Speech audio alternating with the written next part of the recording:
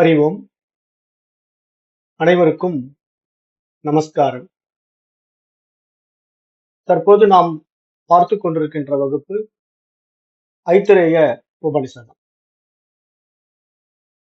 இப்ப இந்த ஐத்திரேய உபனிஷத்துல 2வது அத்தியாயத்தை பார்த்தோம். அதுல கடந்த வகுப்புகள் மூலமாக 4 மந்திரங்களை பார்த்து முடிச்சிட்டோம். இப்ப கடைசியா அந்த 4வது மந்திரத்தின் மூலம் நம்ம என்ன தெரிந்து கொண்டோம் அப்படின்னா, இங்க ஒரே ஒரு நித்திய வஸ்து தான் இருக்கு.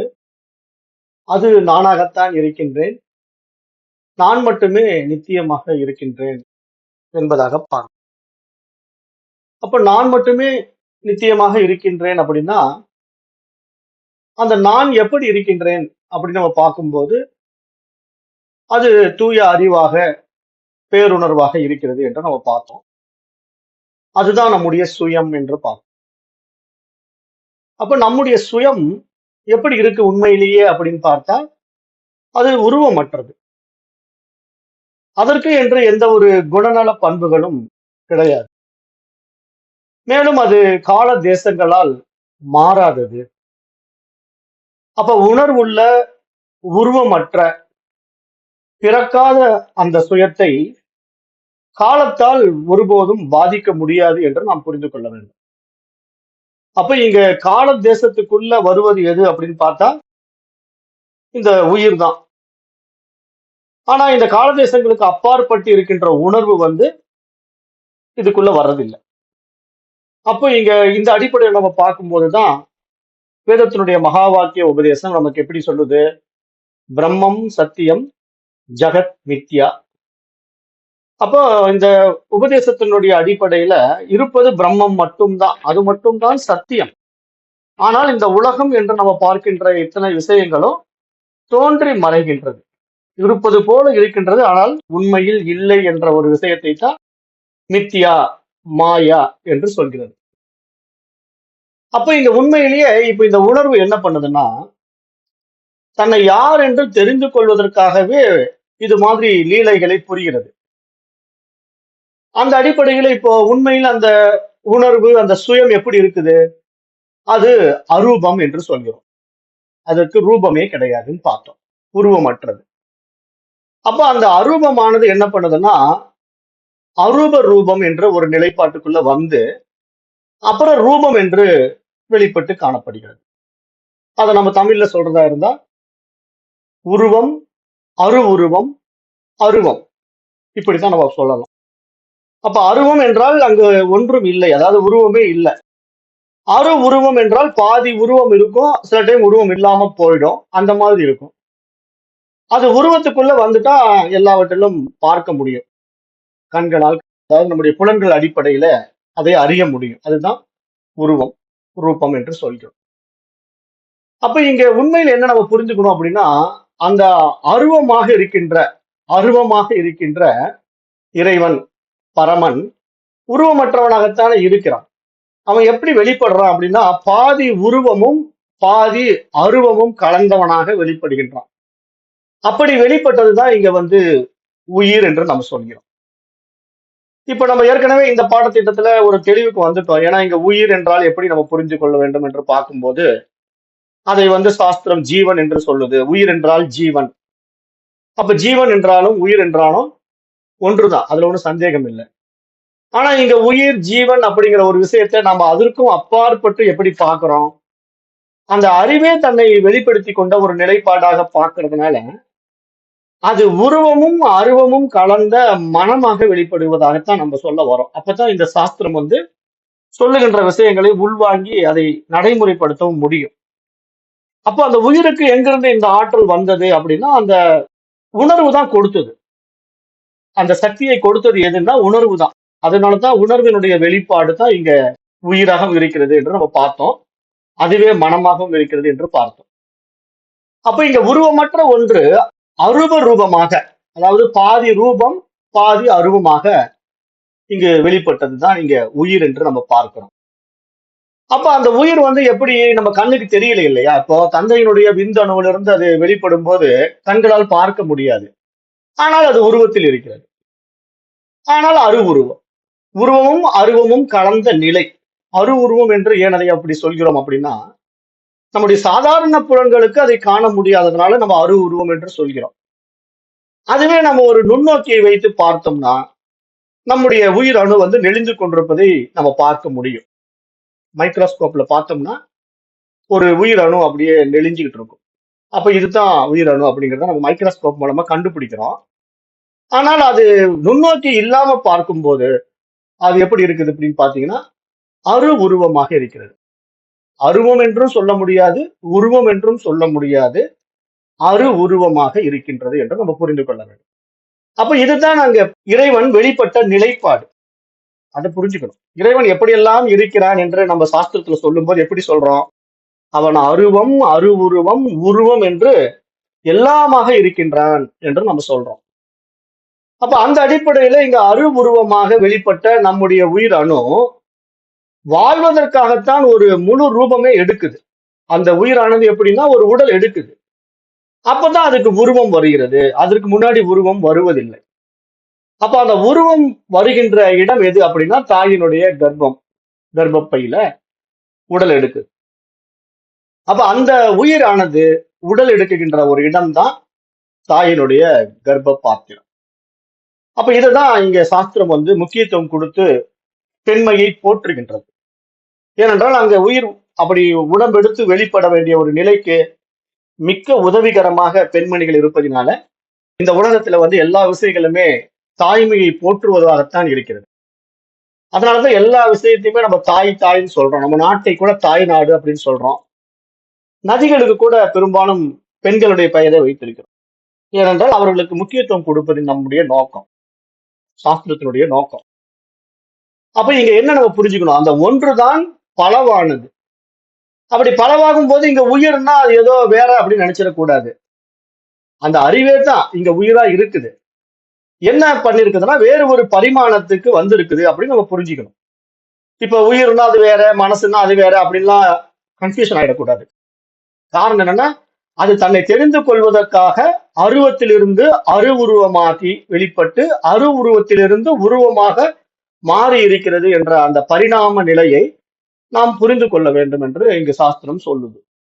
அப்ப அதனால இந்த அடிப்படையில நம்ம புரிந்து கொள்ளும் போது என்ன நமக்கு தெரியும் அப்படின்னா இருப்பது ஒன்றே அப்படின்னு புரியும். இங்கு வேறு வேறாக நம்ம பிரித்து பார்க்க வேண்டிய அவசியமே இல்லை. இது வேறு அது வேறு என்று பார்க்க வேண்டிய அவசியம் இல்லை. எல்லாம் அதனிடத்திலிருந்து தான் வெளிப்பட்டிருக்கின்றது என்று நமக்கு நன்றாகவே தெரிய வருகிறது. அப்ப அந்த அடிப்படையில சாஸ்திரம் சொன்ன இந்த ஜீவன் என்கிற ஒரு விஷயத்த கூட வந்து ஆத்மா என்பதை நம்ம இணைத்துக் கொள்கிறோம் இல்லையா? ஏன்னா ஜீவன்கிற ஒரு உயிர் வந்து தனித்து இயங்க முடியாது. அதுக்கு கூட உணர்வு இருக்கணும். அப்பதான் அந்த உயிரும் உணர்வும் சேர்ந்ததுதான் நீங்க உண்மையிலேயே ஜீவாத்மா ஜீவன் என்று நம்ம சொல்றோம். அப்ப ஜீவாத்மாங்கிற பெயர் அதுக்கு ஏன் கிடைத்தது என்றால் அந்த பரமாத்மாவினிடத்திலிருந்து வெளிப்பட்டதுனால நம்ம அதை ஜீவன், உயிராற்றல், உயிராத்மா, ஜீவாத்மா என்றெல்லாம் சொல்றோம். ஆனா என்ன குழப்பம் நம்ம காலகட்டத்துல வந்துருச்சு அப்படின்னு பார்க்கும்போது நிறைய ஜீவாத்மாக்கள் இருக்கிறத வந்து பரமாத்மாவிற்கு வேறாக நாம் பாவித்துக் கொண்டதுதான் இங்க பிரச்சனை. அது துவைதிகளால் ஏற்படுத்தப்பட்ட ஒரு பிரச்சனை. ஆனா அத்வைத சித்தாந்தம், வேத சாஸ்திரம் இதை ஏற்றுக்கொள்வது இல்லை. காரணம் என்னன்னா அது எல்லாவற்றிலும் இறைவனை பார்க்குது. இங்க அத்வைத சித்தாந்தமும் வேத சாஸ்திரமும் என்ன சொல்ல வருது அப்படின்னா இருப்பது ஒன்றே என்றுதான் சொல்லுது. அது பரிணமித்த நிலைப்பாடுதான் அருவத்திலிருந்து அரு உருவமாக மாறி உருவமாக வெளிப்பட்டு இந்த உலகமாக காட்சியாகின்றது என்று சொல்லுது. அப்ப இந்த நிலையில நம்ம பார்க்கும்பொழுது இதையெல்லாம் யார் அறிந்து கொள்ள முடியும்? மனிதனால் மட்டும் தான் இதை விசாரித்து அறிந்து கொள்ள முடியும். அப்ப இந்த விசாரணையில் ஈடுபடுவதற்கான விவேகம் எந்த உயிரிடத்திலே இருக்கின்றது, எந்த உயிரினத்திலே இருக்கின்றது அப்படின்னா உயிரினம் அப்படின்னா மனிதன். அவன் தான் இங்க வந்து மிக உயரிய உயிரினமாக பார்க்கப்படுது.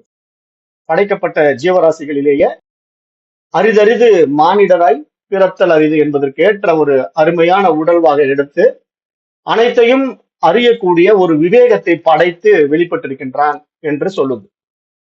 அப்ப மனிதன் தன்னை யார் என்று அறிந்து உணர்ந்தால் மட்டுமே அவனுடைய ரூபம் வந்து மீண்டும் அந்த தொடக்கத்துக்கே போகும். அந்த தொடக்க நிலை என்ன? அரூபம். அந்த ரூபம் வந்து எப்படி போகும்? அரூபமாக மாறிவிடும். ஏன்னா அங்க உருவமற்ற நிலையில் தான் இறைவன் இருக்கின்றான். இறைவனுக்கு உருவம் கிடையாது இல்லையா?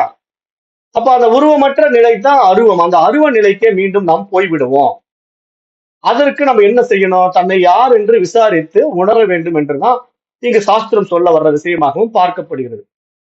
அப்ப ஆரம்பமும் முடிவும் இல்லா அரூபத்தில் கலந்து விடக்கூடிய ஒரு வாய்ப்பு யாருக்கு கிடைக்கும்? படைக்கப்பட்ட உயிரினங்களிலே யாருக்கு கிடைக்கும் அப்படின்னு பார்த்தா மனிதனுக்குத்தான் அது கிடைக்கும் என்று சாஸ்திரம் சொல்லுகிறது. எப்படி அது மனிதனுக்கு மட்டும் கிடைக்க வேண்டுமா? மற்ற உயிரினங்களுக்கு கிடைக்க கூடாதா அப்படின்னா, மற்ற உயிரினங்களுக்கு இது கிடைக்க முடியாது. என்னென்றால் இங்க படிக்க முடியாது இல்லையா? இந்த பாடத்திட்டங்களை படிக்கின்ற ஒரு பகுத்தறிவுவாதியாக மனிதன் இருக்க வேண்டும். அவனுக்குத்தான் இது கிடைக்கும். எல்லாருக்கும் இது கிடைத்து விடாது. அதுதான் நம்ம ஏற்கனவே சொன்னோம். படிப்பறிவு வேணும். மனிதனாக பிறந்தா மட்டும் போதாது. இது மாதிரி பாடத்திட்டங்களை படிக்கின்ற அந்த படிப்பறிவும் உள்ள போகணும். அப்பதான் அது வேலை செய்யும். அந்த அடிப்படையில இங்கு அறிவு பரிமாணத்திலே உயர் பரிமாண நிலைகளை வந்து மனிதன் போற்றப்படுகிறான். அப்போ இங்க நம்ம இந்த பாயிண்ட்ல பார்க்கும்போது தன்னை யார் என்று அறிந்து உணரும் வரை அந்த ரூபம் வந்து அரூபமாக மாறாமல் இருக்கும். ஆனா அந்த அரூப ரூபம் என்பது அருவுருவமாகி தொடர்ந்து தன்னை யார் என்று அறிந்து உணரும் வரை மீண்டும் மீண்டும் இந்த பிறப்பு இறப்பு சக்கரத்திலே சுற்றி கொண்டே இருக்கும் என்று சாஸ்திரம் சொல்லுது. அதாவது எப்படி சுத்துதுன்னா ரூபத்துக்குள்ள இருக்கும், மீண்டும் அரு உருவமாக மாறும். அரூப ரூபம் என்று சொல்வோம். அதாவது அருவமாக மாறிவிடாது, உருவமற்ற நிலைக்கு போகாது. பாதி உருவமும் பாதி உருவமற்ற நிலையிலுமே உயிராகவே இருந்து கொண்டிருக்கும். அந்த நிலைப்பாடு வந்து அரு உருவம் என்று பார்க்கப்படுகிறது. அந்த நிலையில் வந்து என்ன ஆகும்னா இந்த உயிரானது மீண்டும் உடல் எடுக்கத்தான் முயற்சி எடுக்கும். அப்ப இந்த மாதிரி உடல் எடுத்து எடுத்து பிறந்து இறந்து வாழ்ந்து கொண்டிருக்கின்ற அந்த வாழ்க்கை எப்ப முடியும் அப்படின்னு பார்த்தா இத சாஸ்திரம் என்ன சொல்லுதுன்னா, இதுதான் இறைவனின் திருவிளையாடல் என்று சொல்லுது. இந்த வாழ்க்கை இப்படி சுற்றி கொண்டே இருக்குது இல்லையா, வருவதும் போவதுமாக. அப்ப அந்த வந்து போய் இப்படியே இந்த உருவம் அரு உருவமானே போயிட்டு இருக்க தவிர அருவமா மாற மாட்டேங்குது. அப்ப எப்ப அது அருவமா மாறும் அப்படின்னா, எந்த ஒரு மனிதன் தன்னை யார் என்று அறிந்து உணர்ந்து கொள்கின்றானோ அது வரைக்கும் இந்த திருவிளையாடல் தொடர்ந்து கொண்டுதான் இருக்கும் என்று சொல்கிறது. இது ஒரு முடிவில்லா தொடர் என்று சாஸ்திரம் சொல்லுது. அப்ப அதையும் நம்ம இங்க புரிஞ்சுக்கணும். ஏன்னா இங்க வந்து படைக்கப்பட்ட உயிரினங்கள் பலவாறாக இருந்தாலும் மனிதன் மட்டும்தான் இந்த திருவிளையாடலுக்குள்ள வந்து உண்மையை உணர்ந்து கொள்ளக்கூடிய ஒரு வாய்ப்பு கொடுக்கப்பட்டிருக்கிறதுனால அவன் இதை உணர வேண்டிய ஒரு சூழ்நிலையை உண்டாக்கி கொண்டான் என்றால் மட்டும்தான் அவன் அந்த உருவத்திலிருந்து அருவ நிலைக்கு போக முடியும், அந்த பிறவா பெருநிலையை அடைய முடியும் என்று சாஸ்திரம் சொல்லுது. அப்ப இந்த சந்தர்ப்பம் எப்படி உண்டாக்கப்படுகிறது என்றால் அது அவன் அருளால் தான் உண்டாக்கப்படுகிறது என்றும் சொல்லுது. ஏன்னா இங்க படைக்கப்பட்ட மனிதர்களிலே பலவாறாக இருந்தாலும் அதில் ஒரு சிலரைத்தான் அது தேர்ந்தெடுக்குது. ஏன்னா அந்த பக்குவத்தையும் அதற்கான சந்தர்ப்பத்தையும் சூழ்நிலைகளையும் அதை உருவாக்கி அதில் பயணம் செய்து அந்த உடலின் வாயிலாக தன்னை அனுபவித்து ஆனந்தம் அடைகிறவனாகத்தான் நம்ம பார்க்கிறோம். அப்படிப்பட்ட ஞானிகளையும் மகான்களையும் தான் நம்ம போற்றுறோம். ஏன்னா எல்லாரும் ஆயிட முடியாது இல்லையா? ஏன்னா நம்ம நினைக்கிறதெல்லாம் நடக்கிறதும் கிடையாது. நம்ம நடைமுறையில பார்க்கிறோம் இல்லையா? நினைப்பதெல்லாம் நடந்து விட்டால் தெய்வம் ஏதும் இல்லை அப்படின்னு ஒரு பாட்டு கூட இருக்கு. நம்ம எதுவும் நினைச்சாலும் எல்லாம் நடந்துருமானா அப்படிலாம் நடக்க முடியாது. சிலர் என்ன நினைப்பாங்கன்னா அகங்காரத்துல இல்ல நான் இதை செஞ்சு காட்டுறேன், நடத்தி காட்டுறேன், சாதிச்சு காட்டுறேன் அப்படின்னு சொல்லுவாங்க. ஆனா அது ஏதோ 1000த்துல ஒருத்தனுக்கு வேணா அவன் நினைச்ச மாதிரி நடக்கலாம். அதுல அவனுடைய ரெக்கார்ட்ல இருந்திருக்கும், அது நடந்துரும். ஆனா எல்லாருக்கும் அப்படி நடக்கலையே அப்படின்னு பார்த்தா அதுதான் இறைவனுடைய லீலை என்று நம்ம புரிந்து கொள்ள வேண்டும். அவன் முடிவு செய்யணும், அதுதான் ரொம்ப முக்கியம். அப்ப அவன் முடிவு செய்யற அடிப்படையில இங்க மனிதன் தன்னை யார் என்று உணர முடியும். அப்படி உணரும் போதுதான் அவன் தன்னை யார் என்று அறிந்து உணர்ந்து ஆனந்தமாக வாழ்ந்து இந்த இறைநிலையை அடைவதற்காகத்தான் இந்த பெரும் வாழ்க்கை என்னும் சக்கரம் சுழன்று கொண்டிருக்கின்றது என்று இங்கு சுட்டிக்காட்டுகிறது. அப்ப வாழ்க்கை என்றாலே அதில் அனைத்து உயிரினங்களும் அடங்குகின்றது. ஏனென்றால் இங்கு இருப்பது ஒன்றே, அது பலவாய் பரிணமித்திருக்கிறது. அதுதான் ரொம்ப முக்கியம். அப்ப அது பலவாய் பரிணமித்து இருப்பதிலே அது தேர்ந்தெடுக்கின்ற ஒரு குறிப்பிட்ட உடலிலே தான் அது தன்னை வெளிப்படுத்திக் கொள்கிறது என்று நம்ம பார்க்க முடிகிறது. அப்ப அப்படி வெளிப்படுத்திக் கொண்டு அது தன்னை அறிந்து கொள்ளும் போது அந்த உடல், அந்த குறிப்பிட்ட உடல் வந்து இனி மீண்டும் இந்த உலகத்துக்குள்ள வராது, எந்த ஒரு உடலும் எடுக்காது, அவ்வளவுதான். அது வந்த வேலை முடிஞ்சுது. அப்ப மீண்டும் மீதி இருக்கிற உடல்கள் எல்லாம் திருப்பி திருப்பி இந்த பரிணாம வளர்ச்சிக்குள்ள வந்துதான் போகும். ஏன்னா அது இறைவனுடைய லீலை, லீலா வினோதம், திருவிளையாடல் என்று பார்க்கப்படுது. அப்ப இந்த திருவிளையாடலை நிறுத்த முடியுமானா நிறுத்த முடியாதுன்னு தான் சாஸ்திரம் சொல்லுது. ஏன்னா இது அவனுடைய விளையாட்டு. அவனே பலவாறாக பரிணமித்து விளையாடி கொண்டிருக்கின்றான். அந்த விளையாட்டை அது அவன் இயக்கி கொண்டிருக்கின்றான், அது நடந்து கொண்டிருக்கிறது. அது அவனுக்கே உரித்தானது, அது அவனுடைய லீலா அப்படின்னு சாஸ்திரம் இங்க சொல்லுது. அப்ப அந்த அடிப்படையில நம்ம பார்க்கும்போது, இப்போ நாம இந்த பிறவியில இதை முடிச்சிட்டு போவோமா போக மாட்டோமா அப்படிங்கறதெல்லாம் அவன் தான் முடிவு பண்ணணும், நாம முடிவு பண்ண முடியாது. ஆனா ஒண்ணு தெரியலாம், என்ன தெரியலாம்னா நாம் தேர்ந்தெடுக்கின்ற பாதை அதற்கு உரித்தானதாக இருப்பதை நம்ம உணர முடியும். ஏனென்றால் யார் யாரோ என்னென்னமோ செஞ்சுட்டு இருக்காங்க, ஆனா நாம இந்த மாதிரி பாதையில பயணம் செய்யறோம். இது மாதிரி ஆன்மவியல் பாடங்களை படிக்கிறோம், ஆத்ம ஞானத்தை அறிந்து கொள்ள ஆர்வம் காட்டுகிறோம்.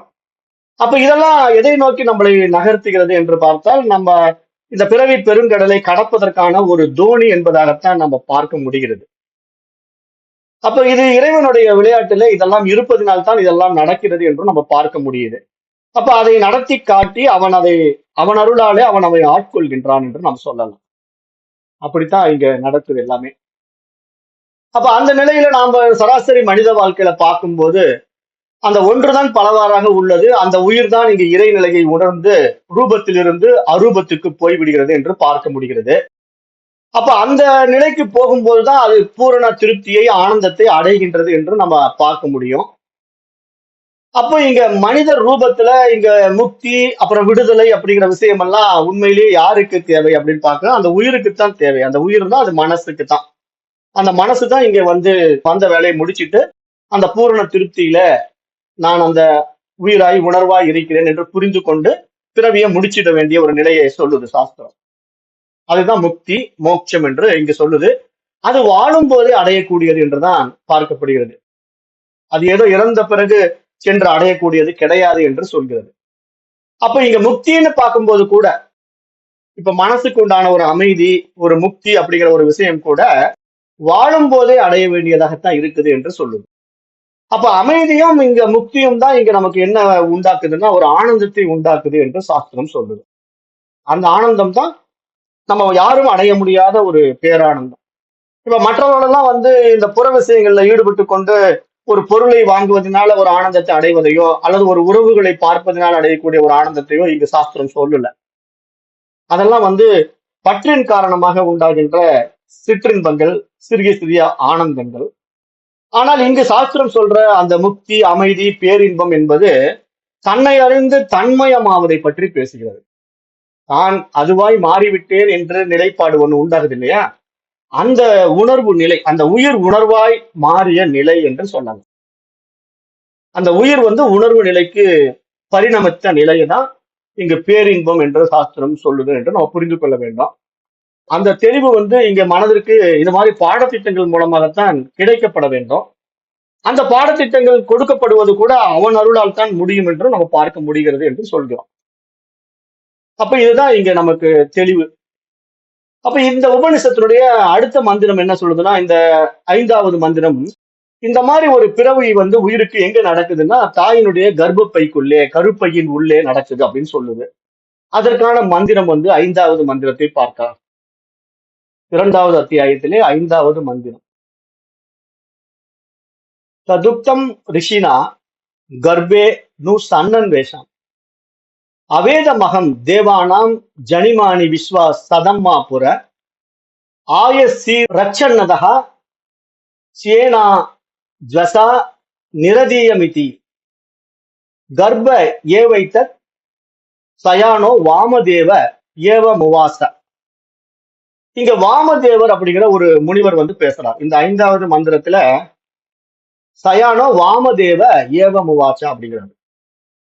வாமதேவ முனிவர் என்ன சொல்றாருன்னா, கர்ப்பத்தில் இருக்கும் போதே நான் தேவர்களின் பிறப்புகள் அனைத்தையும் அறிந்து கொண்டேன் அப்படின்னு சொல்றாரு வாமதேவர் என்ற ஒரு முனிவர். அவருடைய வசனத்தை இங்க வைத்திருக்கிறார் இந்த மகரிஷி, ஐத்திரேய மகரிஷி இந்த உபநிஷத்துல அதை கொண்டு வர. அப்ப என்ன சொல்றாருன்னா, அந்த வாமதேவர் முனிவர் நான் கர்ப்பத்துக்குள்ள இருக்கும் போதே இந்த தேவர்களுடைய பிறப்புகளையும் நான் தெரிந்து கொண்டேங்கிறாரு. அப்புறம் என்ன சொல்றாருன்னா, 100 இரும்பு கோட்டைகள் என்னை காவல் காத்தன, ஒரு பருந்து போல விரைவாக நான் வெளியே வந்தேன், கர்ப்பத்தில் இருக்கும் போதே வாமதேவர் இவ்வாறு கூறினார் என்று இந்த மந்திரம் சொல்லுது.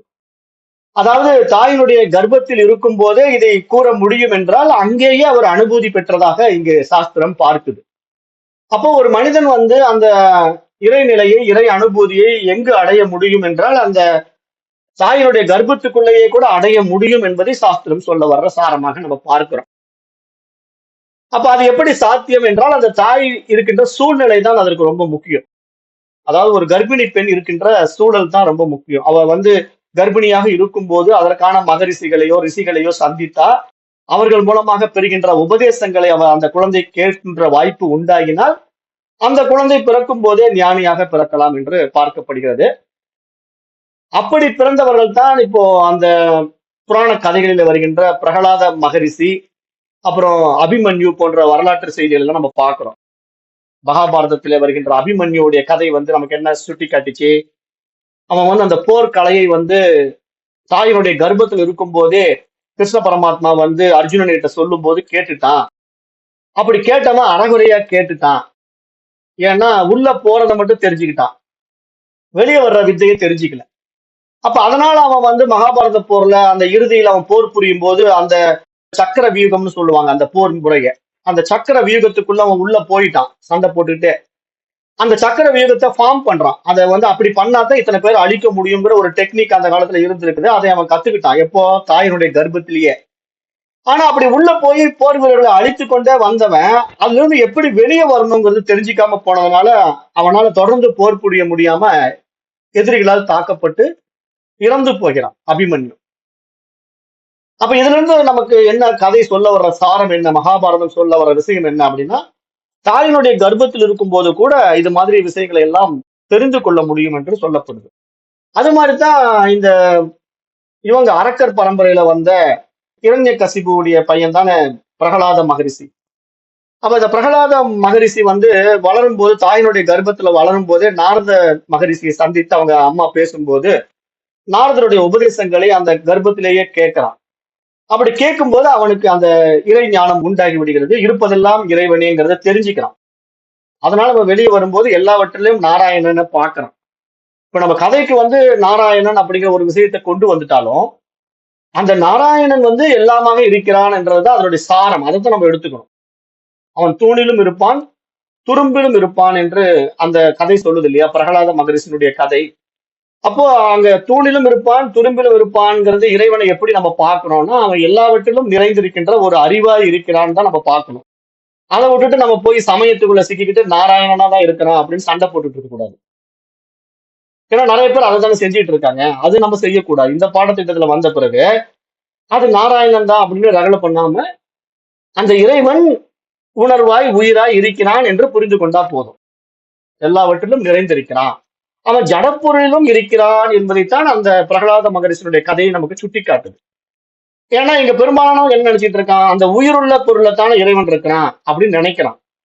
ஆனா உயிரற்ற ஜடப்பொருளும் இறைவன் இருக்கிறான் என்பதை நம்முடைய சனாதன தர்மத்துல தான் அதை நம்ம காட்டி கொடுத்தோம். அதனாலதான் ஆலயங்கள்ல வந்து கற்சிலைகளை எல்லாம் நம்ம வழிபாடு பண்றோம். அப்ப நம்ம சொல்லலாம் இல்ல, ஏங்க யாராவது கல்ல போய் வணங்குவாங்களா, அந்த கல் சிலைக்கு போய் என்னங்க கடவுள்னு போய் கும்பிட்டு இருக்கீங்க அப்படின்னு சொல்லலாம் இல்லையா? அப்படி சொல்ல முடியாது. ஏனென்றால் இறைவன் எங்கும் இருக்கிறான் என்பதனால அந்த கற்சிலைகளையும் நம்ம வணங்குவதற்கான வழிபாட்டு முறைகள் நம்ம இடத்துல வந்தன. ஆனால் அதனுடைய தாற்பயம் தெரிஞ்சுக்காம இன்னைக்கு என்ன ஆகி போச்சுன்னா கண்டபடி வழிபாடு போயிடுச்சு. அது ஒரு தனி கதை, அதுக்கு நம்ம போக வேண்டாம். அப்ப இங்க நாம இதை புரிந்து கொள்ளும் போது என்ன அப்படின்னா, இந்த வாமதேவர் என்ன சொல்றாருன்னா, தேவர்களுடைய பிறப்பை கூட நான் தெரிந்து கொள்கிறேன்னு சொல்லும் போது பஞ்சபூதங்கள்ல சொல்றாரு, அக்னி தேவன் முதலான தேவர்களுக்கும் மறுபிறவிகள் உண்டு என்பதை அவர் அப்போதே அறிந்திருந்தார் என்று சொல்லுது. அப்ப அதனுடன் தமது முற்பிறவி வினைகளையும் அவர் அறிந்தார் என்று சொல்லுது. அதாவது அவருக்கு உண்டான முற்பிறவியும் அவர் தெரிந்து வைத்திருந்தார். அப்ப எத்தனையோ பிறவிகள் எடுத்து அவைகள் ஒவ்வொன்றிலும் பல்வேறு உடம்புகளை தாங்கி அவர் வாழ்ந்தார். அந்த உடம்புகளைத்தான் அவர் இங்கு இரும்பு கோட்டைகள் என்று கூறுகிறார் என்று சொல்லுது. அப்போ இங்க அவர் என்ன சொல்றாரு இந்த பாடல்ல அப்படின்னா, நான் பல நூறு இரும்பு கோட்டைகளை கடந்து வந்தேன், ஒரு பருந்து போல விரைவாக நான் வெளியே வந்தேன் என்று சொல்கிறார். அப்போ அந்த ஒவ்வொன்றும் ஒவ்வொரு உடலும் ஒரு இரும்பு கோட்டையாக அந்த உயிரை சிறைபிடித்து வைத்திருந்தது என்று நம்ம பார்க்க முடிகிறது. ஏனென்றால் இப்போ இந்த உயிருங்கிறது சிறைப்பட்டு தானே இருக்குது, அந்த உடலுக்குள்ள சிறைப்பட்டு கிடக்குது. அது வெளிவர முடியல. அதனால காரணம் என்ன? புரிதல் இல்லை இல்லையா? அந்த உயிர் பரிமாண வளர்ச்சியில மனிதனாக வந்துட்டா மட்டும் போதாது. இது மாதிரி பாடத்திட்டங்களை படித்து ஒரு புரிதல் வந்தா தான் அது விடுதலை ஆக முடியும் உயிர். இல்லைன்னா விடுதலை ஆகாது. அப்ப என்ன ஆகும்? இந்த இரும்பு கோட்டையில இருந்து இன்னொரு இரும்பு கோட்டைக்குள்ள போகுங்கிறாரு வாமதேவர். அந்த இரும்பு கோட்டைன்னு அவர் சொல்றது உடல், பல்வேறு உடல்கள் அப்படிதான் அதை பல இரும்பு கோட்டைகளாக இங்க சுட்டி காட்டுகிறார். இரும்பு கோட்டையில சிறைப்பிடித்து வைத்திருந்தார்கள். நான் அதை கிழித்துக் கொண்டு பருந்து போல வெளியே வந்தேன்.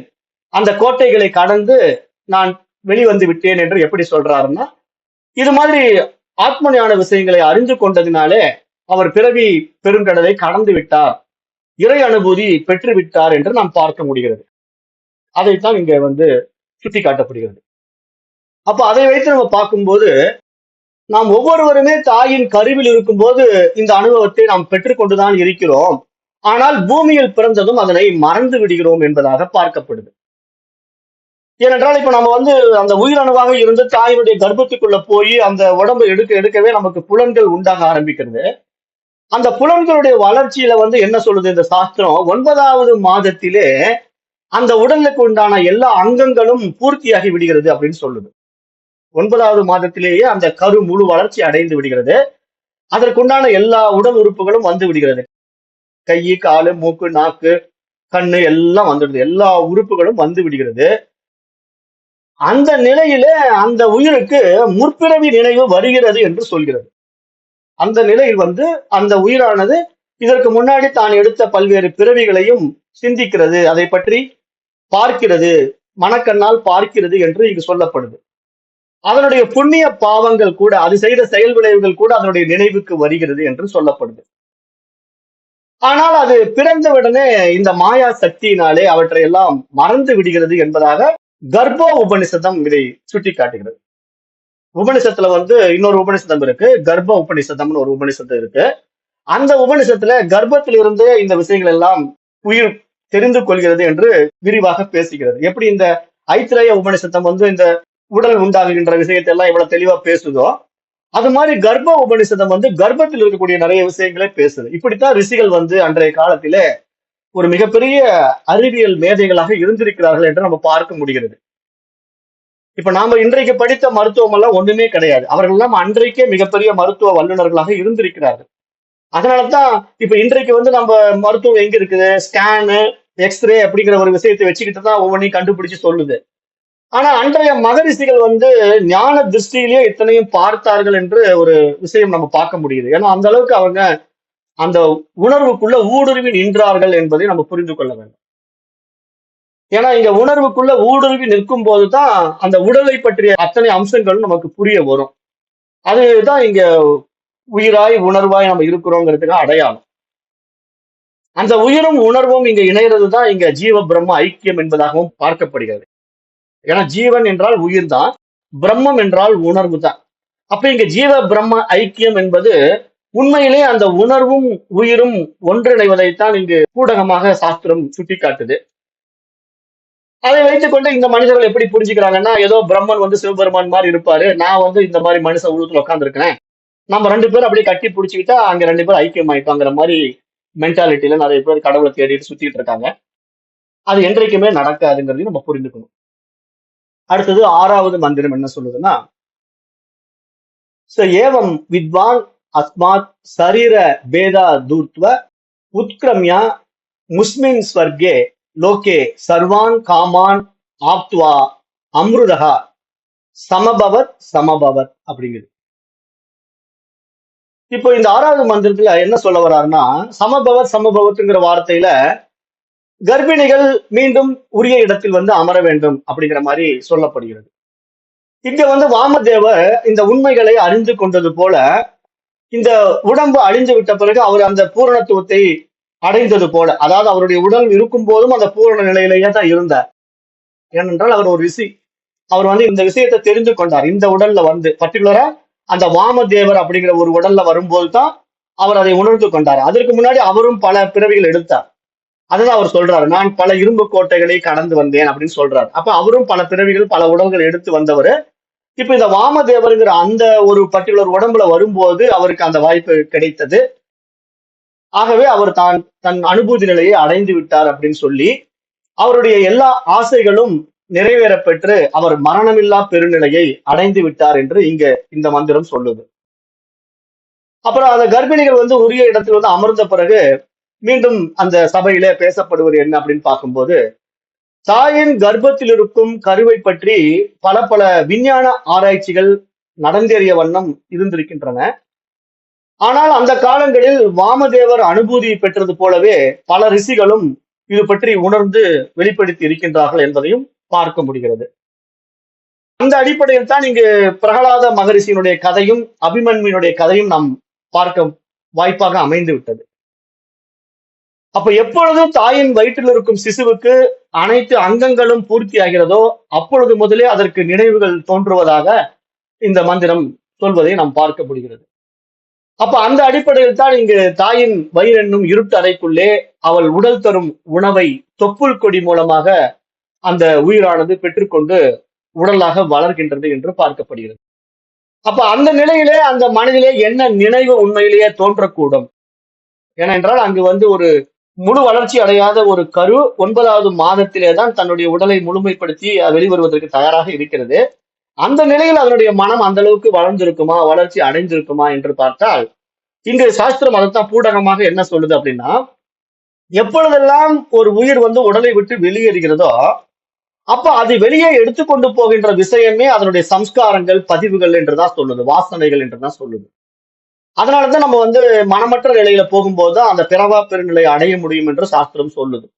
ஏன்னா இது ஒவ்வொருத்தருமே நம்ம ஏன் மீண்டும் மீண்டும் அந்த பிறவி சக்கரத்துக்குள்ள வரோம் அப்படின்னு பார்த்தா, இந்த மனதனுடைய ஆசா பாசங்களை தான் நம்ம சுமந்துக்கிட்டு போறோம். அதைத்தான் பாவ புண்ணியம் என்றெல்லாம் சாஸ்திரம் சொல்லுது. ஏன்னா பாவம் புண்ணியம்னா நாம அப்படி நினைச்சுக்கிறோம், இது பாவம் அது புண்ணியம்ட்டு. ஆனா இங்க பாவம் புண்ணியம்ங்கிறது என்னன்னா நம்முடைய செயல் விளைவுகள் தானே. நம்ம செஞ்ச செயல் விளைவுல இது நல்ல விளைவு, அது கெட்ட விளைவு அப்படின்னு நம்ம சொல்லலாம். விளைவுனா என்ன? காரியம். இது நல்ல காரியம், அது கெட்ட காரியம் அப்படின்ட்டு நாம தீர்மானித்து வைத்திருக்கிறோம். அந்த தீர்மானத்தின் அடிப்படையில அந்த காரியங்களை நாம் செய்து கொண்டு வாழ்ந்து கொண்டிருந்தோம். வாழ்க்கையை முடித்து விட்டு நம்ம இந்த உடலை விட்டு போகும்போது அதைத்தான் சுமந்து கொண்டு போகிறோம் என்று பார்க்கப்படுவதனால அந்த பதிவுகள் இருக்கு இல்லையா, அதுதான் சேகரிக்கப்பட்ட சித்தமாக இருக்குது. அந்த உயிரிடத்துல அது எப்பொழுதும் இருக்கும். ஏன்னா இங்க உயிர் தான் அந்த மாதிரி ஒரு வடிவத்துல இருக்குது. அதை நான் ஏற்கனவே சொல்லிட்டேன். ஏன்னா உயிரினுடைய பரிமாணம் படிப்படியா வளர்ச்சி அடைந்து அது மனித லெவல்ல வரும்போது ஒரு மிகப்பெரிய நிலையை அடையுது, மிக உயரிய தகுதியை அடையுது. அப்ப அதனால அதற்கான அதீத பக்குவம் ஆயிடுது, பகுத்தறிவு பரிமாணத்துல உயர்ந்து நிக்குது. அப்ப அதனால அது அந்த மாதிரி விளைவுகளை கொண்டு போய் மீண்டும் பிறவிக்கு வருவதாக அமைக்கப்பட்டிருக்கு அப்படின்னு சொல்லுது சாஸ்திரம். ஏன் அதே மிருகங்களோ மற்ற பறவைகளுக்கோ செடி கொடிகளுக்கோ அப்படி இல்லை அப்படின்னு பாத்தீங்கன்னா, இங்க சாஸ்திரம் ஒரு விஷயத்த நம்ம கர்மா தியரிலேயே உடைச்சிடுதல்ல. என்ன சொல்லுது கர்மா தியரி படி பார்த்தா? இப்ப மனிதனுக்கு மட்டும்தான் ஆகாமிய கர்மம் ஆக்டிவேட் ஆகுது. கர்மா தியரியில நீங்க பாத்தீங்கன்னா சஞ்சித கர்மா, பிராரப்த கர்மா, ஆகாமிய கர்மான்னு ஒரு விஷயம் இருக்குது. இப்போ பிராரப்த கர்மா என்பது நம்ம முற்பிறவி வாசனைகளை தான் சுமந்து கொண்டு எடுத்துக்கிட்டு இந்த பிறவில அனுபவித்துக் கொண்டிருக்கின்றோம். அதுதான் நம்முடைய இன்றைய வாழ்க்கை, அதுதான் இன்றைய திரைப்படம். நம்முடைய படம் ஓடிக்கிட்டு இருக்கு, நமக்கு கொடுத்த கேரக்டரை, நமக்கு கொடுத்த ரோலை நம்ம செஞ்சுக்கிட்டு இருக்கிறோம். அதுதான் பிராரப்த கர்மா. இந்த சூழ்நிலையில நம்ம ஆகாமிய கர்மா என்று ஒரு புதிய கர்மாக்களை உருவாக்கணும் இல்லையா? அப்ப இந்த கர்மா எதன் அடிப்படையில உருவாகுதுன்னா நம்முடைய ஆசா பாசங்களுடைய அடிப்படையிலேயே தான் அந்த கர்மா உருவாகுது. ஏன்னா நம்முடைய பூர்வ சம்ஸ்காரத்துடைய வாசனை வெளிப்பட்ட உடனே அதை நம்ம செயல் விளைவாக மாத்தி அந்த காரியத்தை செய்யறோம். அந்த காரியத்தை செய்யும் போது அதனால் சில சாதக பாதகங்கள் நம்ம இடத்திலே உண்டாவதையும் நம்ம பார்க்கிறோம். அப்ப அந்த விளைவுக்கு யார் பொறுப்பு? நாமே தான் பொறுப்பு. அப்ப நானே தானே எல்லாவற்றுக்கும் அத்தாரிட்டி. காரணம் என்ன? தீதும் நன்றும் பிறர் தர வாரம். எந்த ஒரு நன்மையாக இருந்தாலும் எந்த ஒரு தீமையாக இருந்தாலும் அதுக்கு நான் தான் முழு பொறுப்பு. அப்ப நானே அந்த செயல் விளைவின் மூலமாக மீண்டும் சில வினைகளை சேர்த்துக் கொள்கிறேன். அந்த வினைகளை தான் இங்க ஆகாமிய கர்மாவாக பார்க்கப்படுது. அப்ப இந்த விளைவு மனிதனிடத்துல மட்டும் ஏன் சேகரிக்கப்படுகிறது, மிருகங்களிடத்துல ஏன் சேகரிக்கப்படலை அப்படின்னு பார்த்தா, இப்ப நம்மை போல சித்த வளர்ச்சி அடையில மிருகங்களுக்கெல்லாம் மேலும் மிருகங்கள் வந்து பிராரப்த கர்மாவை மட்டும் அனுபவிக்க வந்திருக்கிறதுனால அது இறை வழியில தான் இயங்கிக்கிட்டு இருக்கு. இறைவனுடைய லீலையில அது அது என்னென்ன செய்யணுமோ அதை அப்படியே செஞ்சுட்டு போயிடும். மற்றபடி அதற்கு மனிதர் மாதிரி புத்தி எல்லாம் கிடையாது. அதாவது பகுத்தறிவு பரிமாணத்துல வளர்ந்து நான் இப்படி வாழ போறேன், அப்படி வாழ போறேன், நான் இப்படி சம்பாதிக்க போறேன், அப்படி சம்பாதிக்க போறேன் அப்படிங்கிற அந்த ஒரு தீர்மானம் எல்லாம் மிருகங்கள் எடுக்காது. அது அப்படியே இறைவன் எப்படி வழி நடத்துறானோ அப்படியே போயிட்டு இருக்கும். அவ்வளவுதான் அதனுடைய வாழ்க்கை. ஆனா மனிதன் மட்டும் என்ன பண்றான்னா, அந்த அறிவு பரிமாணத்துல உயர்நிலைக்கு வந்ததுனால மனசு வந்து விரிஞ்சிடுச்சு இல்லையா? அறிவு நிலைக்கு உயர்ந்து நிக்கிறதுனால அந்த செயல்விளையை வந்து தன்னுடையதாக அவன் பார்த்து நான் தான் இதை செய்தேன், இது என்னுடைய நல்ல காரியம், இது என்னுடைய கெட்ட காரியம் என்பதாக தீர்மானித்துக் கொள்கிறான். அப்ப அந்த தீர்மானத்தின் அடிப்படையில் அவன் என்ன பண்றான்? சித்தத்தை கடந்து ஒரு அகங்கார நிலையும் அடைகிறான். அதுதான் மனம், புத்தி, சித்தம், அகங்காரம் என்ற படிநிலைகளாக நம்ம பார்க்கிறோம். அப்ப அந்த அகங்கார நிலையில வந்து நான் இதற்கு கர்த்தா, நான் இதற்கு போக்தா என்பதாக அவன் தீர்மானிக்கிறதுனால அவனுக்கு ஆகாமிய கர்மாவும் சேர்ந்துக்குது. அப்ப இந்த பதிவுகளும் தான் நம்ம சேர்த்திட்டு கொண்டு போய் மீண்டும் எங்க கொண்டு போய் போடுறோம்? அதே சஞ்சித கர்மா மூட்டையில கொண்டு போய் போட்டு அடுத்த பிறவிக்கு திருப்பி வந்துகிட்டே இருக்கிறது தான் இந்த பிறவி சக்கரம் என்று கர்மா தியரி சொல்லுது. அப்ப அந்த நிலையில நம்ம இங்க பார்க்கும்போது, அப்ப தாயினுடைய வயிற்றுக்குள்ள இந்த உயிரணு உள்ள போகும்போதே அந்த பூர்வ சம்ஸ்காரத்தை சுமந்து கொண்டுதான் போகுதுங்கிறத நம்ம புரிஞ்சுக்கணும்னு சொல்றேன்.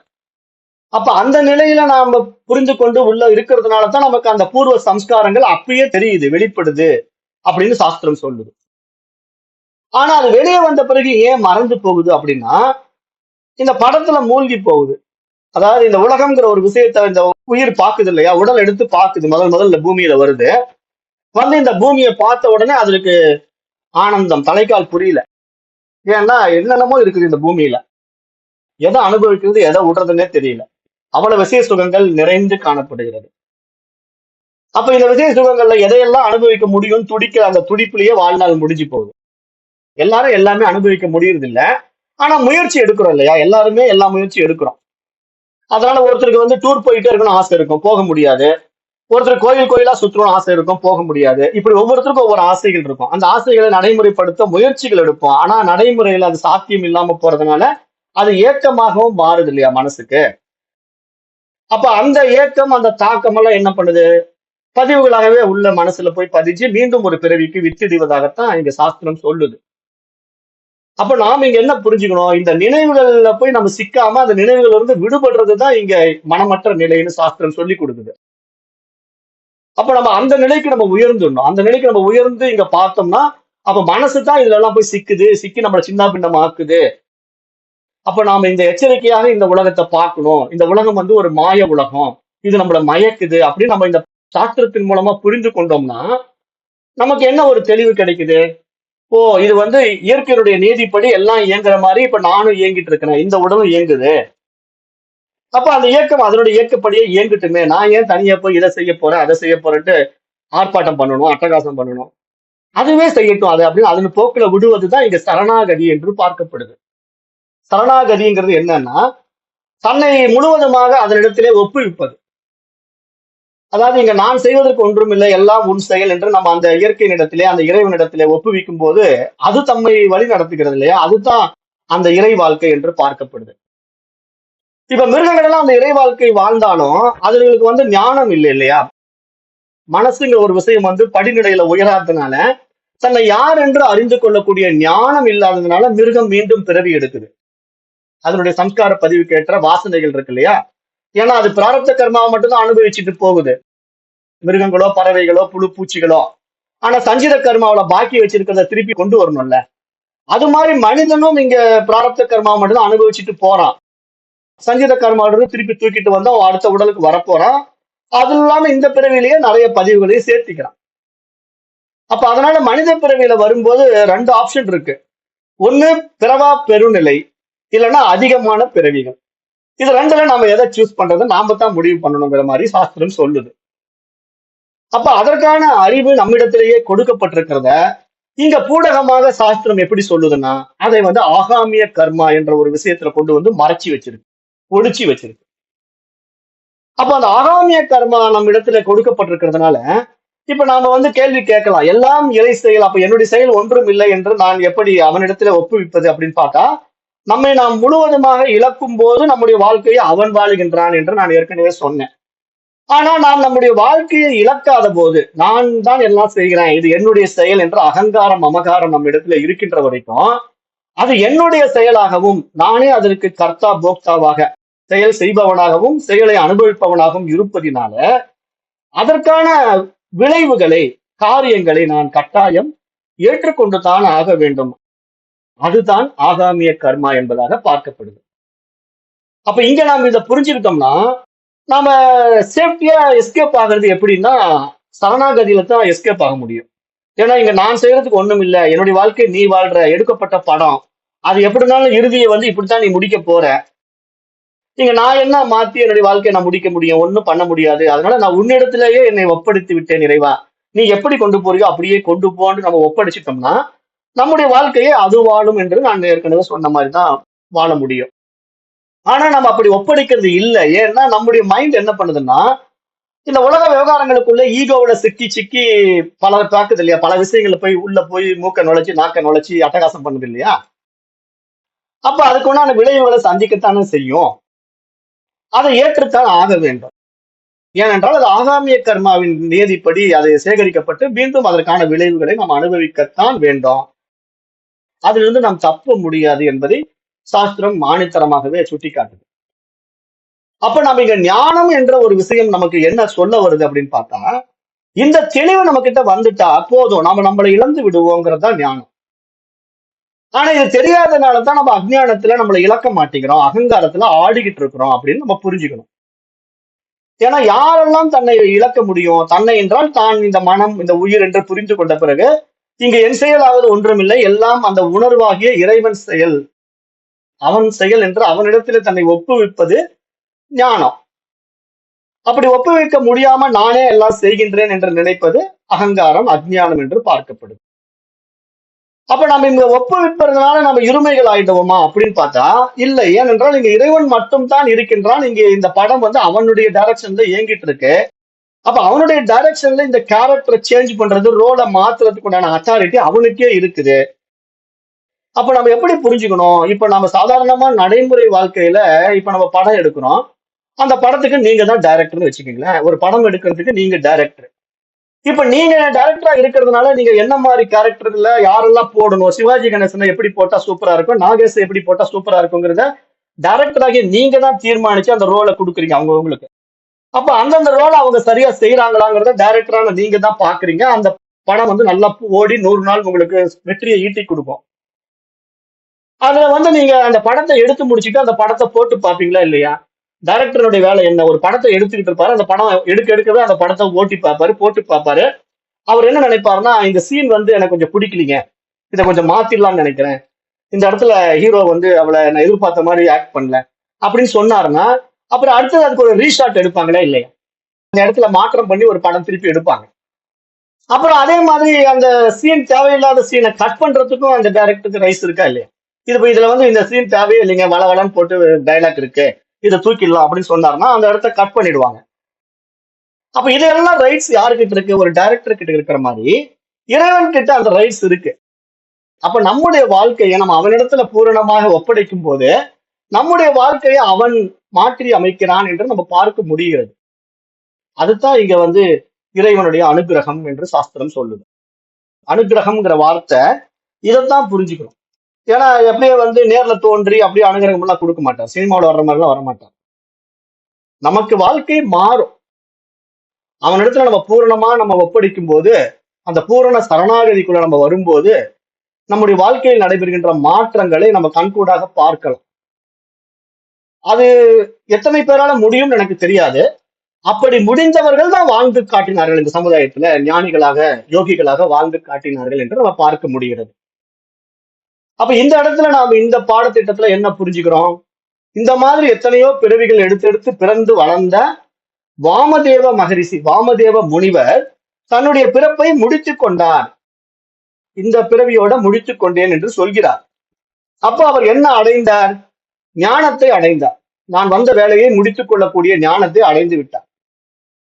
அதை அவர் சொல்கிறார், அவருடைய வாயால சொல்கிறார். அதைத்தான் இந்த உபனிஷத் மகரிஷி வந்து எடுத்து இங்க சொல்றார். அப்ப அதை நம்ம பார்க்கும்போது இங்கு கர்ப்பிணி தாய்மார்கள் வந்து பிறக்கும் போதே குழந்தைகளுக்கு நல்ல விஷயங்களை கொடுக்க வேண்டும் என்று நினைத்தார்கள் என்றால் அவர்கள் பக்தியிலேயும் இறை அனுபவத்திலையும் மூழ்கி இருக்க வேண்டும். எப்பொழுதும் இறை சிந்தனையோடு இருக்க வேண்டும். அப்படிப்பட்ட தாய்மார்களுக்கு பிறக்கின்ற குழந்தைகளும் நல்ல குழந்தைகளாக, ஒழுக்கமுள்ள குழந்தைகளாக, இறை சிந்தனை உள்ள குழந்தைகளாக பிறக்கும். ஆனா கர்ப்பிணி பெண்களே வந்து கண்டபடி இன்றைக்கு வாழ்ந்தாங்கன்னா அதுல இருந்து பிறக்கக்கூடிய குழந்தை எப்படி இருக்கும்? அது கண்டபடி வாழ்வதாகத்தான் இருக்கும். அப்ப இதைத்தான் நம்ம நடைமுறையிலேயே பாக்குறோம் இல்லையா? இன்றைக்கு வாழ்க்கையினுடைய சூழல் மாறி இருப்பதை நம்ம எப்படி பார்க்கணும்னா, தாயை போல பிள்ளை, நூலை போல சேலை அப்படின்னு பெரியவங்க சொல்லுவாங்க. அம்மா எப்படியோ அப்படி குழந்தை.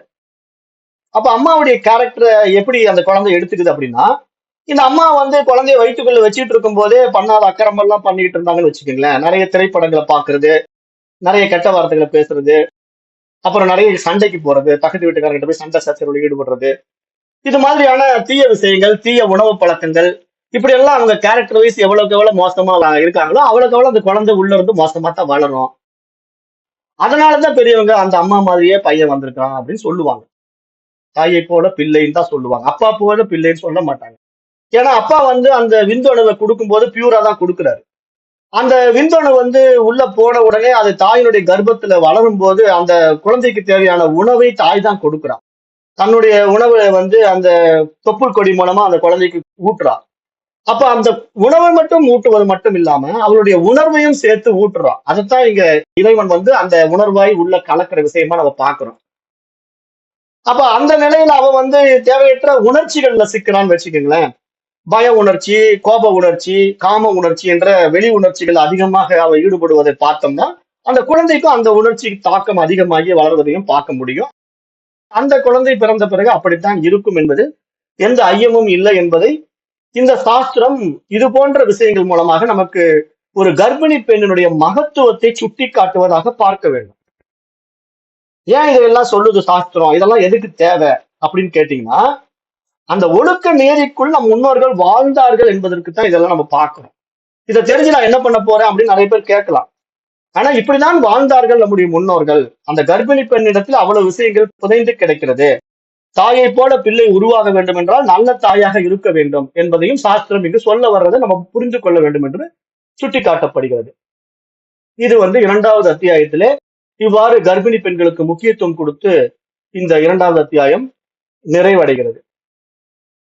அப்போ அதனாலதான் கர்ப்பிணி தாய்மார்கள் வந்து இந்த இறை பக்தியில ஈடுபடும் போது சப்தமாக ஸ்லோகங்களை சொல்வதும், இந்த புராண கதைகளில ஆர்வம் காட்டி கதா காலட்சேபம், இது மாதிரி ஆன்மவியல் பாடங்கள் போன்ற விஷயங்களில் கலந்து கொள்வதும் தேவையாக இருக்கிறது என்று எதிர்பார்க்கப்படுகிறது. ஆனா எத்தனை பேர் இதுல கலந்துக்கிறாங்க இன்னைக்குன்னு பார்த்தா ஒருத்தரும் வர்றது கிடையாது. இன்னைக்கு பெரும்பாலான கர்ப்பிணி பெண்களுடைய வாழ்க்கையை நம்ம நடைமுறையில பார்க்கும்போது மாடர்ன் கல்ச்சருக்குள்ள போயிடுச்சு.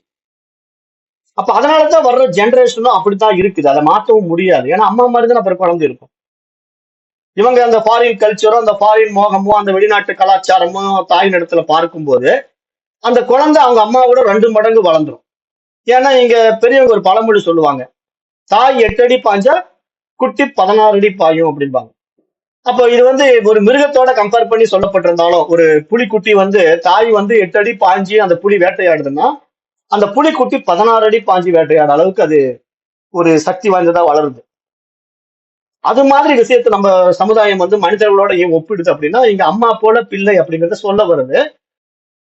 இன்னும் கேட்டா அம்மாவை கூட மீறி இருக்கும்னு சொல்ல வருது. அப்ப அம்மாவையும் மீறி அந்த குழந்தை வளருது அப்படின்னு பார்க்கும்போது அம்மாவுடைய விஷயங்கள் எப்படி இருக்குது? நல்ல அம்மாவா, நல்ல ஒழுக்கமுள்ள அம்மாவா, பக்தி உள்ள அம்மாவா இருந்தா அந்த குழந்தை 2 மடங்கு பக்தி உள்ள 2 மடங்கு ஒழுக்கம் உள்ள குழந்தையாக வளர்வதை பார்க்கலாம்.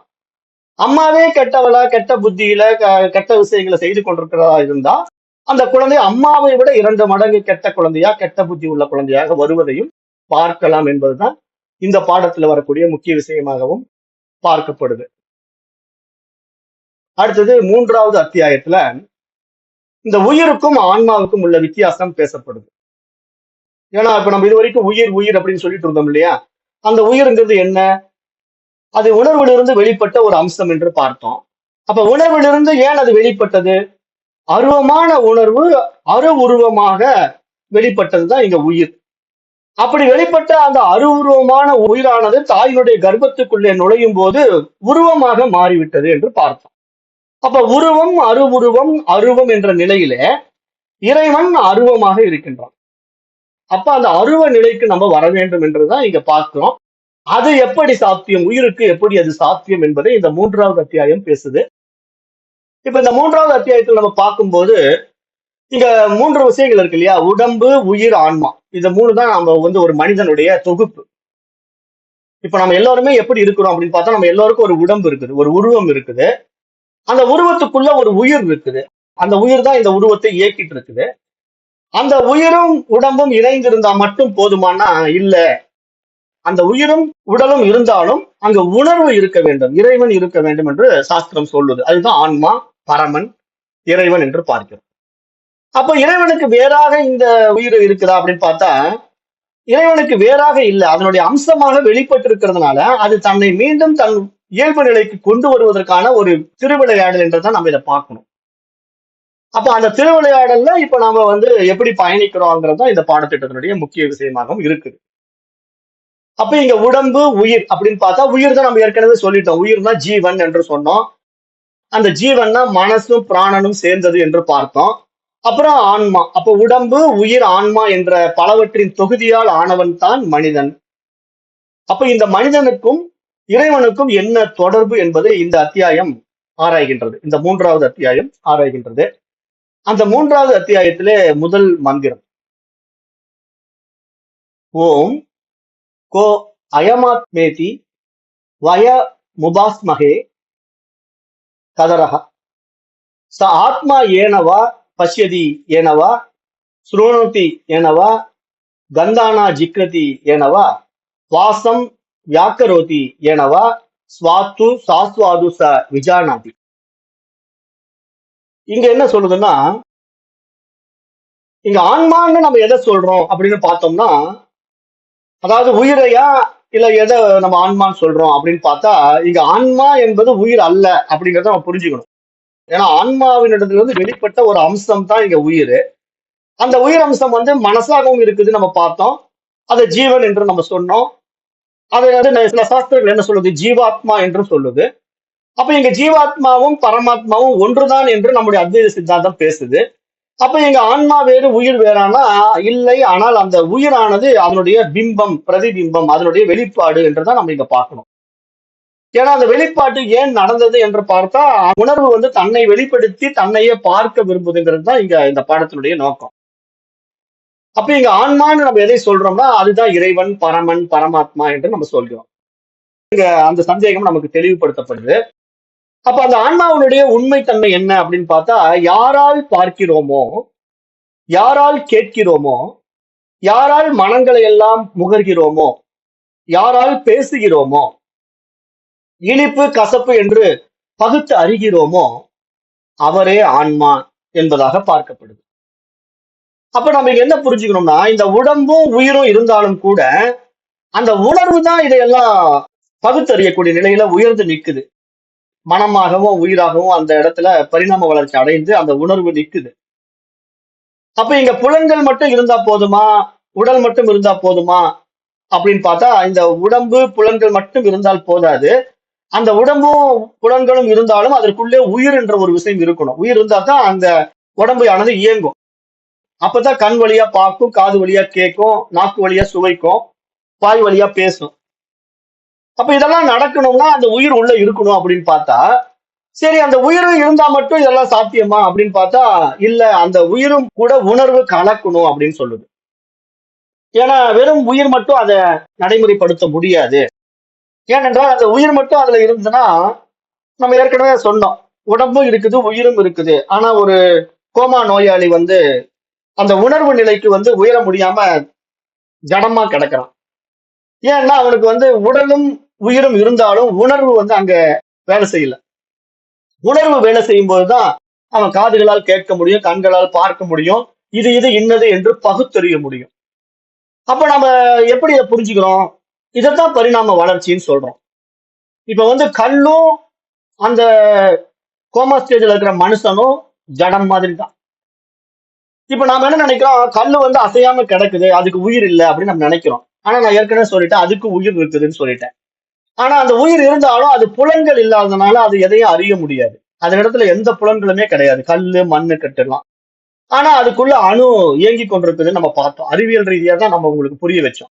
ஏன்னா உயிர் இருக்குங்கிறத எப்படி நீங்க ப்ரூவ் பண்ணுவீங்க அப்படின்னு கேட்டா, அறிவியலே அதை ப்ரூவ் பண்ணுது. அதாவது அணு துகள்களை எடுத்து ஆராய்ந்து பார்க்கும்போது அதுக்குள்ள எலக்ட்ரான், நியூட்ரான், புரோட்டான் என்ற சுற்றுப்பாதை சுத்தி கொண்டிருப்பதை சொல்லுது இல்லையா? அப்ப அது எப்படி சுத்த முடியும்? ஒரு இயக்கம் ஒன்று இருந்தால் அங்கு உயிர் இருந்தா தான் இயங்கும். இல்லைன்னா எப்படி இயங்கும்? அப்ப கல்லுக்குள்ள ஒரு இயக்கம் இருக்கு. ஆனா அதை பார்ப்பதற்கான சக்தி நம்ம கிட்ட இல்ல. நம்ம புலன்களுக்கு அந்த சக்தி இல்ல. அதனால நம்ம கல்லை வந்து ஜட பொருளா பார்க்கிறோம். ஆனா ஒரு மனிதன் வந்து அடிபட்டு கோமா ஸ்டேஜ்ல போன பிறகு அவனுக்கும் உயிர் இருக்கு, உடல் இருக்கு.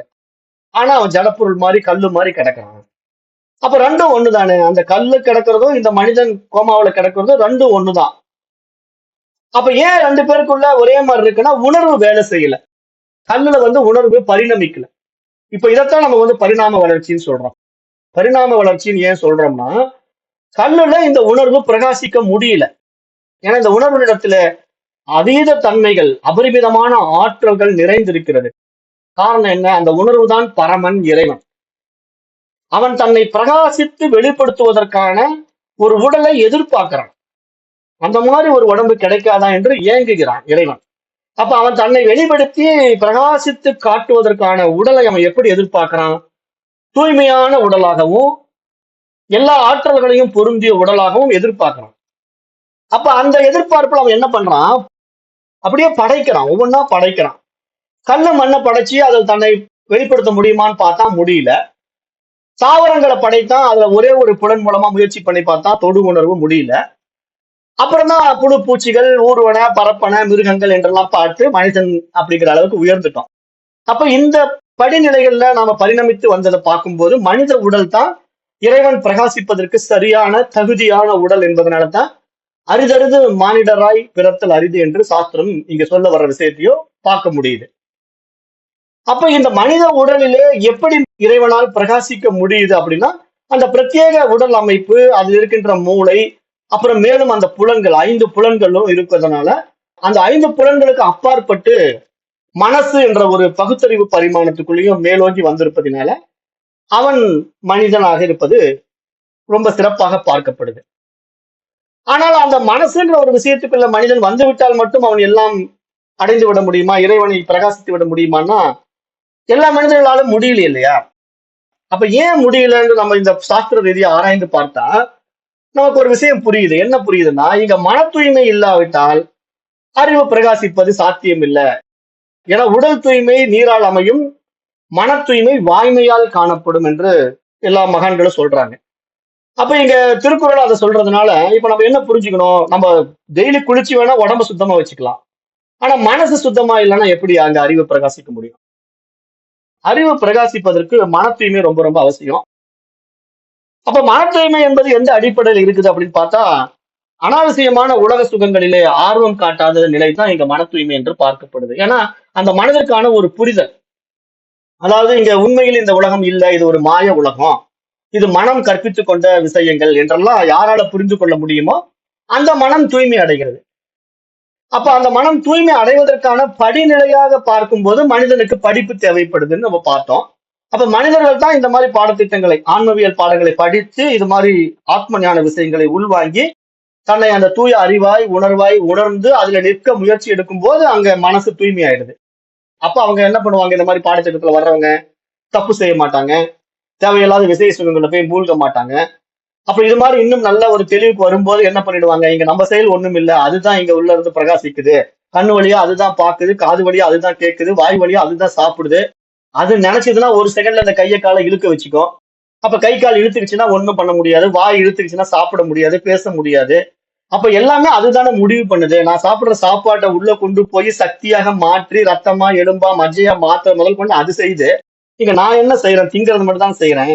அப்போ அதுவே எல்லாமே செய்யட்டுமே, நான் எதையும் செய்ய வேண்டியதில்லை அப்படின்ட்டு யாரு ஒருத்தன் தன்னை முழுமையா அதனிடத்துல ஒப்படைக்கிறானோ அவனிடத்துல அது என்ன பண்ணுது? இதுதான் நமக்கு எதிர்பார்த்த அருமையான உடல், ஏன்னா இது என்னுடைய கட்டுப்பாட்டுக்குள்ள வந்துடுச்சு, நான் எதிர்பார்க்கிற மாதிரி நான் இதை டியூன் பண்ணிக்கிறேன் அப்படின்னு அந்த டைரக்டர் என்ன பண்றாரு? கேரக்டர் அழகா டியூன் பண்ணி கொடுத்துட்டாரு. அவரு அருமையான கதாபாத்திரத்தை கொடுத்துடுறாரு, நல்ல ரோலை கொடுத்துட்டாரு. அது பிரகாசிக்கிறது பார்த்ததுன்னா ரமண மகரிஷியா பிரகாசிக்குது, திருவள்ளுவரா பிரகாசிக்குது, திருமூலரா பிரகாசிக்குது, திருஞான சம்பந்தரா பிரகாசிக்குது. இப்படி எண்ணற்ற மகான்களாக அந்த அறிவு பிரகாசிப்பதை நம்ம பார்க்க முடியுது. அப்ப இப்படிதான் அந்த அறிவு பிரகாசிக்க முடியுமே தவிர வேற எப்படி பிரகாசிக்கும்? அப்ப இந்த நிலைக்கு நாம வர வேண்டும், உயர வேண்டும்னா நாம அந்த உள்ள தூய்மையை உண்டாக்க வேண்டும் என்றுதான் இங்க எதிர்பார்க்கப்படுது. அதைத்தான் இந்த அத்தியாயம் 3ல இங்க மகான்கள் சொல்ல வர்ற விஷயமாகவும் பார்க்கப்படுது.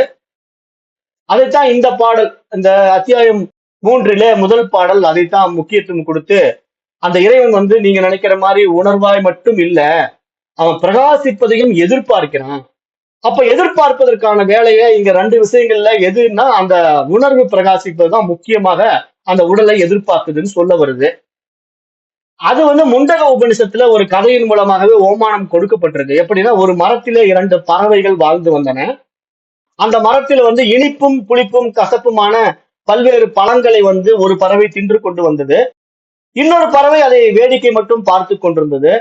எதையும் தின்னாமல் வேடிக்கை மட்டும் பார்த்து கொண்டிருந்தது. இனிப்பு, கசப்பு, புளிப்பு போன்ற சுவைகளை அனுபவித்துக் கொண்டிருக்கின்ற பறவை ஜீவனாகவும் உயிராகவும், எதையுமே சாப்பிடாம வேடிக்கை மட்டும் பார்த்து கொண்டிருக்கிற பறவையை ஆன்மாவாகவும் அந்த முண்டக உபநிஷத்துல மகான்கள், அந்த மகரிஷி நமக்கு விளக்கம் கொடுத்திருக்கார். அப்ப இதைத்தான் நாம இங்க புரிஞ்சுக்கணும். ஏன்னா இங்க ஒரு உயிருக்கும் உணர்வுக்கும் உள்ள வித்தியாசம் என்ன அப்படின்னா, உணர்வுக்கு எந்த ஒரு அவசியம் இல்லை, அது தூய்மையா இருந்துகிட்டு இருக்கு. அது பிரகாசிப்பதற்கான ஒரு உபாதியத்தான் உடலை பார்க்குது. அந்த நிலையில உடல் ஒழுக்கமா இருந்து மனசு தூய்மையா இருந்தா அதில் அந்த அறிவு அற்புதமாக பிரகாசிக்கும். அந்த நிலையில் தான் எல்லா மகான்களும் இங்கு வெளிப்பட்டார்கள் என்று நாம் பார்க்க முடியுது. இது ராமகிருஷ்ணருடைய வாழ்க்கை வரலாறுலயும் அவர் ஒரு கதையாவே அதை சொல்றார். அதெல்லாம் நம்ம நாளைக்கு பார்ப்போம். இப்ப இன்றைக்கு நம்ம 3வது அத்தியாயத்திலேயே முதல் ஸ்லோகத்தோடு நிறைவு செய்யலாம். நன்றி. ஓம் தத்சத்.